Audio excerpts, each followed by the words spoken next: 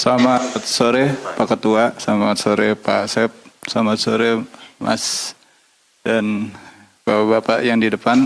Mohon izin saya mau bertanya terkait nominalnya Pak. Ini kan temuan PPATK itu 366 miliar dari 96 rekening. Terus yang terungkap uangnya itu berasal dari jaringan pengurusan izin 145 miliar. Berarti terus ditambah 96, sekian itu berasal dari gaji. Berarti ada sekitar 200-an sisanya yang belum ketahuan. Apakah dari nominal tersebut ada lini bisnis di internal IMIPAS yang belum terungkap? Lini bisnis yang dalam tanda kutip mungkin bisa dikatakan haram gitu Pak ya. Terus selanjutnya kalau seandainya ini tindak pidananya kasusnya bersifat sistemik, sementara tersangkanya 8 orang, apakah ada kemungkinan untuk dikembangkan lebih lanjut Pak?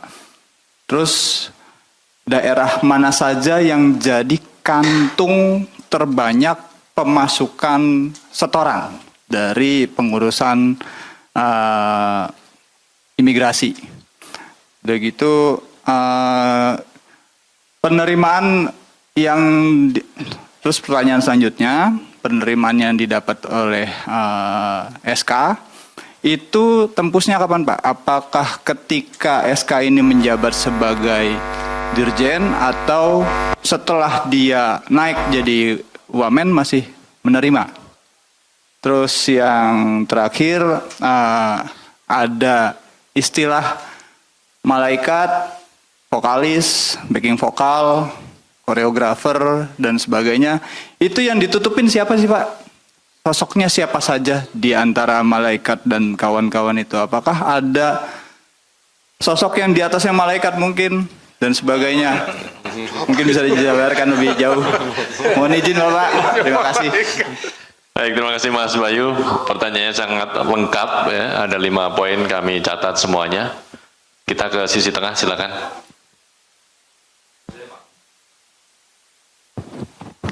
Cek, oke. Selamat petang Bapak-Bapak, saya Max dari Sinpo TV. Mungkin tadi berhubungan dengan pertanyaan Mas Bayu tadi, mungkin spesifiknya adalah terkait dengan celah izin kitas dan kitab ini, kalau boleh tahu, boleh didetilkan lagi. Apakah celah ini muncul ketika kepemimpinannya Pak SK begitu, atau memang celah ini udah sistemik di nomenklatur Kemenkumham sebelumnya, dan memang ini jadi bom waktu di masa sekarang? Apakah memang celah izin kitas dan kitab ini memang sudah mengakar dari nomenklatur dari Kemenkumham dari dulu sampai sekarang pun nomenklaturnya berubah juga? Ini masih sistemik Pak, itu.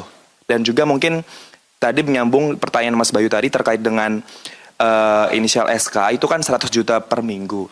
Ini memang jatah preman ini, bahasa kasarnya ini adalah, apakah sejak beliau mengetahui celah ini, atau memang beliau sudah menjadi sebagai wamen Pak? Terima kasih. Baik, terima kasih Mas Max. Ada 2 poin ya. Mike atau Max? Max ya, terima kasih Mas Max. Kita geser ke sisi depan, ada Mas Wahyu dari Kabar 6. Silakan Mas.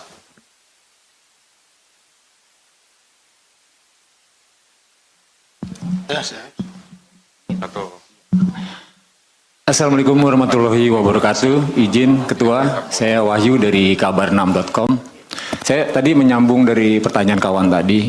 Kalau tadi disampaikan oleh Bapak Ketua bahwa ini bukan individu, bukan personal, bahwa ini sistematis.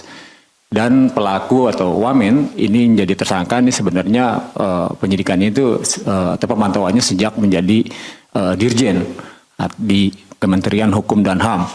Artinya ini memang sudah sistematis, memang sudah mengakar, garis komando uang jago itu memang sudah hadir dari Kementerian Hukum dan HAM. Apakah juga nanti akan diperiksa mantan Menteri Hukum dan HAM pada masa lalu dan juga dirjen imigrasi sebelum Silmi?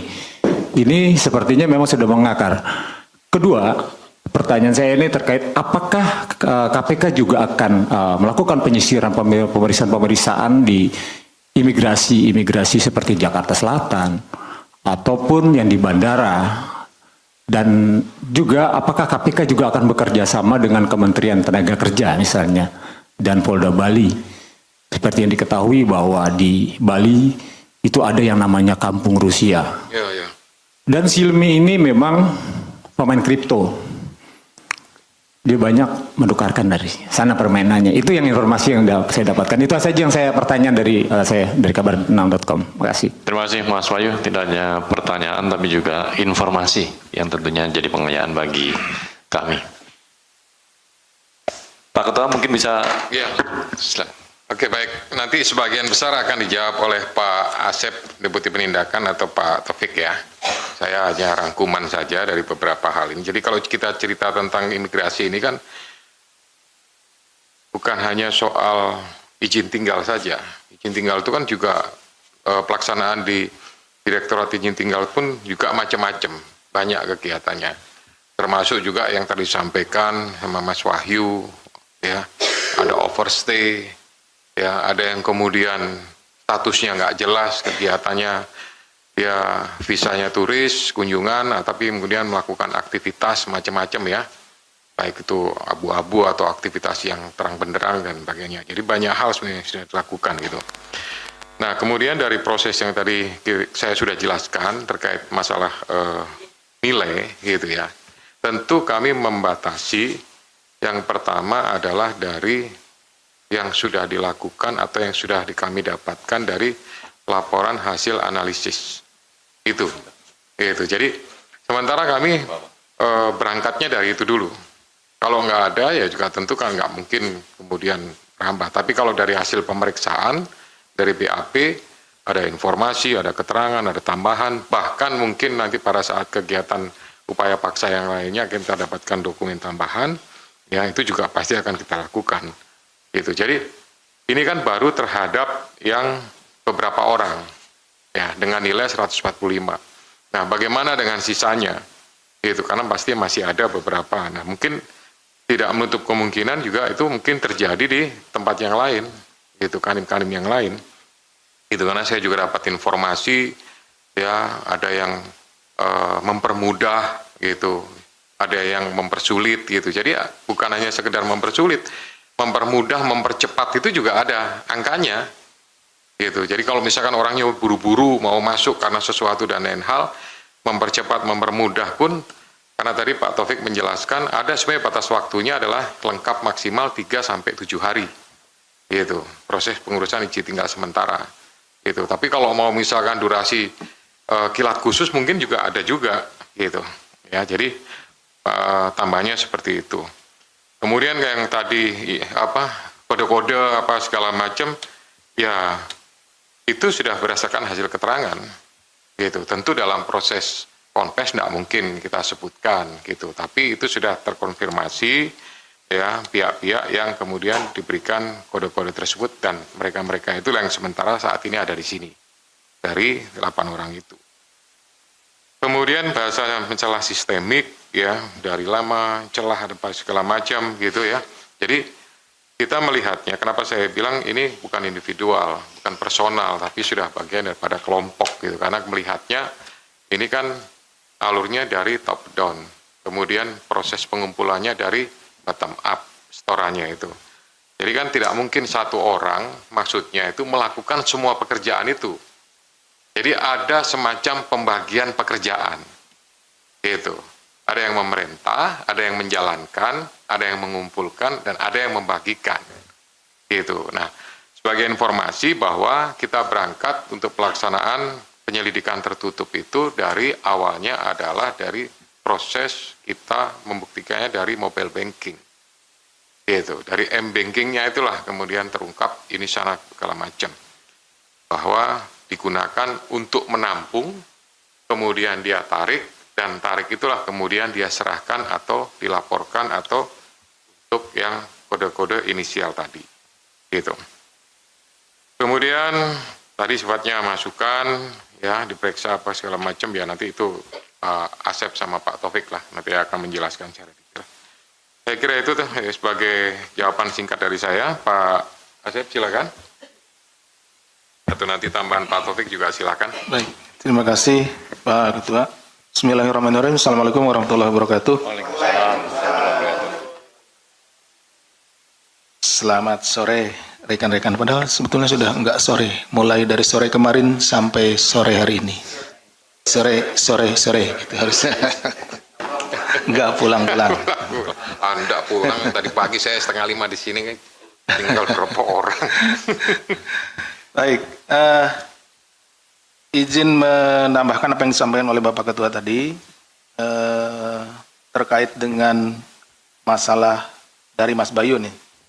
Uangnya gitu ya Mas Bayu ya. Ini yang tercapture di PPATK itu kan secara keseluruhan. Ya Mas Bayu ya, secara keseluruhan seluruh Indonesia sementara.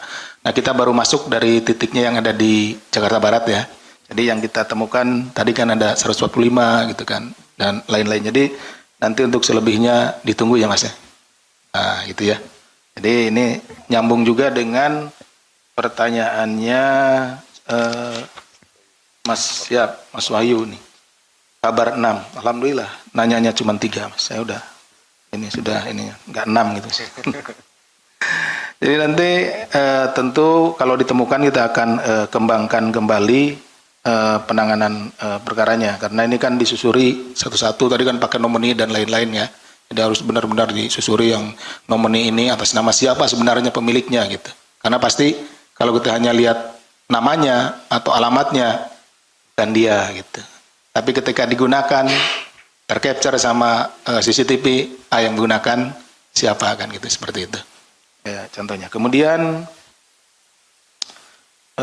daerah mana saja? Tentunya daerah-daerah karena ini khusus dengan TKA ya, berarti daerah-daerah yang banyak dikunjungi oleh tenaga kerja asing maupun orang asing yang akan datang ke tempat tersebut. Jadi disebutkan kan kenapa kita minta keterangan di Bali dan lain-lain gitu kan. Kan tingkat kunjungannya, tingkat izin tinggalnya di sana kan besar gitu ya. Jadi tentunya makin banyak volumenya yang masuk ke situ, nah disitulah yang paling banyak. Oke ya, Mas Bayu ya. Kemudian terkait dengan tempusnya kapan? Jadi ini saudara SK ini, tadi kan ditanyanya apakah sejak jadi dirjen atau setelah jadi wamen kan gitu. Nah ini ternyata yang kita temukan sampai saat ini ya dalam mungkin tempo 1 kali 24 jam ini dari keterangan saksi-saksi maupun dari yang bersangkutan itu sejak dirjen berlanjut ke wamen ya. Oke. Kemudian izin sudah jelas sudah yang 100 juta dan lain-lain juga sudah tadi ya, sejak lama gitu ya, tadi udah dijelaskan. Sistemik, sudah mengakar. Terkait dengan pejabat-pejabat yang lainnya, Mas Wahyu ya, tadi ditanyakan Mas Wahyu, apakah para pejabat sebelumnya, nanti kita lihat hasil dari keterangan para saksi ini, dan juga tersangka, apakah proses seperti ini, apakah permintaan-permintaan seperti ini juga terjadi sebelumnya gitu ya. Kalau memang itu ada, tentunya menjadi kewajiban bagi kami untuk melakukan pengungkapannya. Tapi mohon ditunggu ya, karena ini kan baru 1 kali 24 jam ya. Oke, kemudian kapan imigrasi yang lainnya akan diminta keterangan gitu ya. Ini juga sama. Kita fokus dulu ke yang ada sekarang. Dari yang kami peroleh, kami panggil gitu ya saat ini, nanti akan kita minta keterangan, kemudian tentu kita akan gali ini terjadi di mana saja, walaupun dugaan kita sementara ya, dugaan penyidik sementara, ini kan terkait dengan tadi izin tinggal sementara ya, warga negara asing, jadi pasti kita tadi sesuai dengan pertanyaan Mas Bayu juga, pasti di yang banyak gitu, yang banyak orang asingnya ke situ, tapi kan nggak boleh kita hanya berprasangka, jadi kita nunggu nanti keterangan-keterangan dari para saksi. Itu mungkin dari kami tambahannya. Silakan Mas Taufik.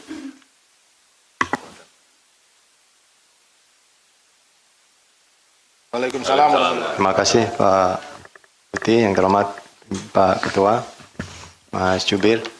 Tadi sebenarnya sudah terjawab semua ya. Itu ada yang belum? Jadi kalau saya hanya tadi menambahkan beberapa catatan yang mungkin tadi sudah banyak disampaikan oleh Pak Ketua dan Pak Deputi. Itu terkait tadi kode malaikat, Mas Bayu ya. Jadi yang kami temukan oleh tim penyelidik dan penyidik pada saat kegiatan tertangkap tangan, jadi kode itu memang dibuat oleh pejabat-pejabat di Kementerian MIPAS khusus untuk pejabat yang di atas. Artinya ya mungkin kita tidak bisa sampaikan tadi yang disampaikan Pak Ketua itu masih masuk ke substansi, tetapi itu adalah pejabat di antara eselon 2 ke atas. Hanya itu ya. Kemudian yang kedua terkait dengan sistem, sebenarnya tadi sudah digitalisasi semua, disampaikan Pak Ketua, memang itu sudah menggunakan sistem komputerisasi sehingga ketika Biro Jasa yang melayani warga negara asing mengajukan izin tinggal sebenarnya sudah lengkap. Tapi karena ada tadi unsur pemaksaannya yang kita temukan sehingga kemudian ada pungli-pungli. Jadi ada istilah kepada pengurus Biro Jasa itu uang ACC untuk klik. Nah, kira-kira seperti itu untuk otorisasinya. Kenapa itu kemudian muncul pungli? Apa istilahnya? ACC, uang ACC itu klik. Uang ACC klik. Jadi sebenarnya ada semacam di komputerisasinya itu harus diklik oleh pejabat-pejabat yang punya otorisasi tadi. Kemudian untuk mengotorisasi itu harus ada uang ACC klik istilahnya gitu. Ya. Kemudian tadi sudah terkait pejabat-pejabat yang lain ya tentunya tadi sudah disampaikan Pak Deputi, itu sudah otomatis tim penyidik akan mengembangkan dalam proses penyidikan yang sedang berjalan. Karena ini kan OTT, mestinya memang ke depan akan dilakukan pemanggilan-pemanggilan. Apakah itu pejabat yang lama atau pejabat yang saat ini, tentunya nanti berdasarkan alat bukti yang ada atau berdasarkan hasil kegiatan-kegiatan temuan, penggeledahan segala macam. Jadi itu. Terima kasih. Ya. Pak Deputi mau menambahkan yang Bali itu tadi?